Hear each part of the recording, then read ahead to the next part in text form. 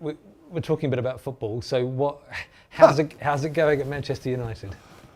Well, it depends how much you read the press, really, doesn't it? How well things are going. We try to ignore the press, but if I again try to look dispassionately at the progress that we've made at Manchester United, I think we've made quite a decent amount of good progress. So the first thing to say about a football team is there are two halves to a football team. There's the business side and there's the sports side. And you have to tackle them separately. The biggest correlation, whether we like it or not, but it's a fact, of results in football with an external factor is profitability. The more cash you've got, the better squad you can build. And at the end of the day, it's like the better your Formula One car, the quicker you go, the better your squad, the better your football should be, in principle. So what we have done in the first year is spent an awful lot of time trying to put the club on a sustainable, healthy footing, and that's required quite a lot of restructuring. It wasn't before? No, the costs were out of control.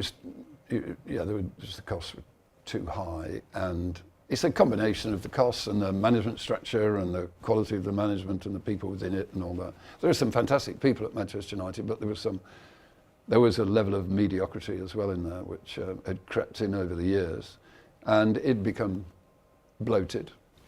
So we have made some difficult calls, I think, in order to put the football club back on a good footing. And it isn't. If you look at our results for this last year now, highest revenues ever, and the profitability, the EBITDA, second highest ever. And we're not seeing all the benefits of the restructuring that we've done in this year's results. So revenues were good because we got a great partnership with Adidas and Snapdragon, and we reached, and that, remember, second highest EBITDA, highest revenue, without being in the Champions League. We were not in the Champions League last year. We did get to the final of the Europa Cup final, obviously, and that was quite remunerative. But those numbers will get better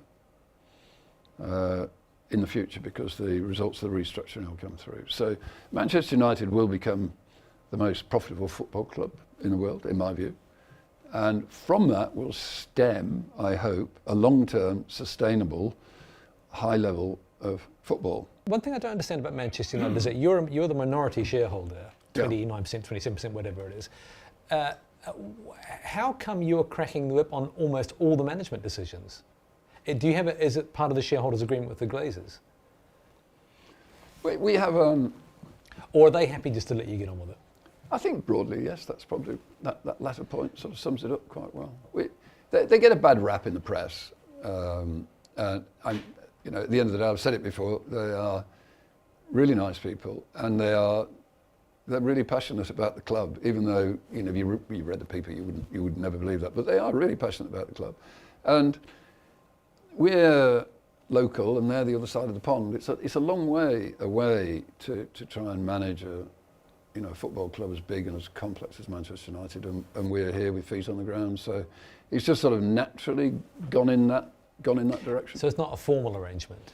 No, well, I mean, there's probably something written in the formal agreement, but I did say when we finally put those legal agreements to bed, because the lawyers were all over them, of course, I hope that's the last time we ever see them. They were just put in the bottom drawer, and I've never looked at them since, to be honest. It's more about, and it should be about relationships. If you have a joint, it's not really a joint venture, but it's a partnership, then it should be about relationships, not about a legal agreement. So if they turn around tomorrow and say, listen, we want to sack Ruben Amorim, what happens then? It's not going to happen. It absolutely wouldn't happen, because it's just a good working relationship. They come to the board meetings, we sit down, we talk about things. We've made errors. I mean, there's absolutely no question that we've made errors as we've gone along, and we've talked about it. But no one's perfect, But I think, broadly speaking, if I look, we bought 4 good players in the summer, 2 at their peak and 2 young guys, Sesko and Lamans, 2 young guys, but I think they're good footballers. Ruben obviously been under. I mean, I like Ruben. I think he's he's a good man, great character, great coach. But it's not all about. I know he gets, excuse my French, shit in the press all the time. But if you look at that ecosystem that surrounds the coach, it's not just about the coach. It's about, you know, the training facilities. It's about data analysis. It's about medical science. It's about the quality of his squad. He's not been there a season yet. I mean, you look at the press. I mean, I remember it. Tom over there probably remembers it. You know, the clamouring for Alex Ferguson to be fired in his first 2 years. You know, I mean, half the press would have fired Alex Ferguson in the first 2 years. So, I think if I think, I mean, the results are, you know, we're results driven at the end of the day, but we have to be patient and we have to see through the results. I think there's lots of good things at Manchester United. We have to be patient. And, you know, we have a long-term plan. It isn't a light switch. And, you know, you can't run a club like Manchester United on knee-jerk reactions to some journalist who goes off on one, you know, every week. Sorry. So Amorim gets at least the rest of the season then? Amorim, he's a good guy. Yeah, I mean, that's not the same thing. He's a good guy. It's not the rest of the season. Yeah, I mean, I would say Ruben, he needs to demonstrate that he's a great coach over 3 years. So you give him 3 years? Yeah, that's where I would be. Yeah, 3 years, because football's not overnight. No, and as you say, the Alex Ferguson example is exactly that, isn't it? And you look at Arteta at Arsenal. You know, he had a miserable time for the first couple of years. You know. Yeah. It's not that quick. I mean, you look, the other thing that we haven't even begun to start with yet is the academy, which is fundamentally important in football. The academy has really slipped at Manchester United.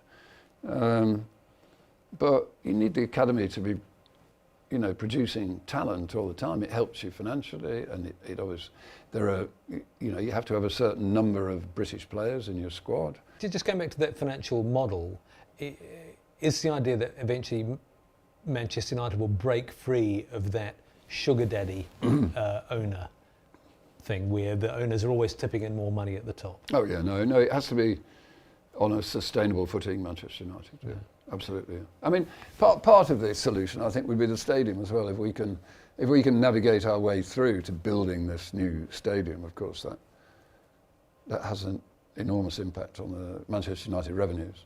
Yeah. Jim, you've been very generous with your time. Thank you for being our first guest on the Business Podcast. Yeah, I didn't realise that.